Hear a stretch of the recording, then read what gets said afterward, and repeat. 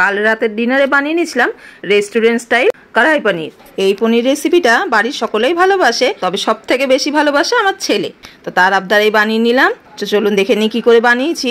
পনিরটাকে প্রথমে একটু হালকা গরম জলে ধুয়ে নিয়ে কিউব করে কেটে নিয়েছি। তার সাথেই কেটে নিয়েছি অল্প করে ক্যাপসিকাম আর একটা পেঁয়াজের ওপর দিকের খোলাগুলো নিয়েছি। পেঁয়াজ ক্যাপসিকাম সব কিউব করে কাটা হয়ে গেলে এবার করে নেবো একটা মশলা।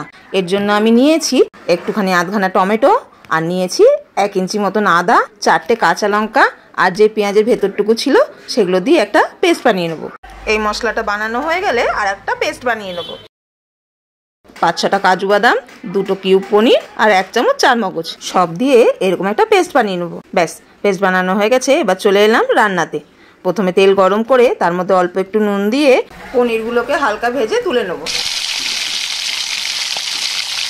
পনিরটা একটু ভাজা হয়ে গেলে পনিরগুলো তুলে রেখে ওই তেলের মধ্যেই দিয়ে দেবো কেটে রাখা ক্যাপসিকাম আর পেঁয়াজের টুকরোগুলো। ক্যাপসিকাম আর পেঁয়াজটাও একটু সটে করে নেব। এরপরে কড়াইয়ে দিয়ে দেবো আরও 1 চামচ মতন সাদা তেল। পুরো রান্নাটা সাদা তেলেই করেছি। তেলটা একটু গরম হয়ে গেলে ফোড়নে দেবো একটুখানি দারচিনি আর একটা শুকনো লঙ্কা। শুকনো লঙ্কা দারচিনি ফোড়নে দেওয়ার পরে দিয়ে দেবো সেই পেস্টটা দেওয়ার পরে একটু নেড়ে নিয়ে ওর মধ্যে দিয়ে দেবো জিরে গুঁড়ো, ধনে গুঁড়ো, কাশ্মীরি লঙ্কার গুঁড়ো আর দেবো স্বাদ মতন নুন দিয়ে মশলাটা ভালো করে কষিয়ে নেবো। এরপরে দিয়ে দেবো কাজু বাদাম আর পনিরের পেস্টটা দেওয়ার পরে একটু নাড়িয়ে নেবো। মিক্সির বাটিটা ধুয়েও অল্প জল দিয়ে দিয়েছি। ব্যাস, সব দেওয়ার পরে মশলাটাকে ভালো করে কষাতে থাকবো।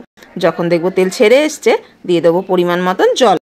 ঝোলটা যখন একটুখানি ফুটে উঠবে দিয়ে দেবো পনিরগুলো, দিয়ে দেবো ভাজা ক্যাপসিকাম আর পেঁয়াজ সব দিয়ে 5 মিনিট মতন ঢাকা দিয়ে দেবো লো আঁচে।